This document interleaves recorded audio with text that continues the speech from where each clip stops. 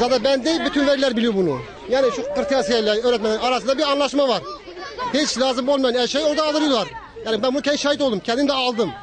Ama en son ben tartıştım, bir daha o zaman bize bir şey almıyorum. Vallahi genelde burayı tercih ediyor yani. Adı nedense yani arada bir şey var. Yani artık bir anlaşma var aralarında, sürekli buraya yönlendiriyor. Evet. Ben bunları kötülemek istemiyorum ama benim şahsen ben şahit oldum. Hiç lazım olmayan malzemeyi burada yani çocuklara aldırttım. Yani aldılar, getirdik, yani hiç lazım olmayan bir şey. Yani bu doğru. Yani kim şikayet ederse ben de katılıyorum. Doğru bir şeydir bu. Bunda yayın, tamam, bu 3. sınıf parası 3,5 TL, o 27,5 lira, 3,5 TL de ayrıyeten sınıf parası. Evet. Kitap Çağlayan Kırtasiye'den alınacaktır Melda. Pazartesi gününe kadar getirilecek.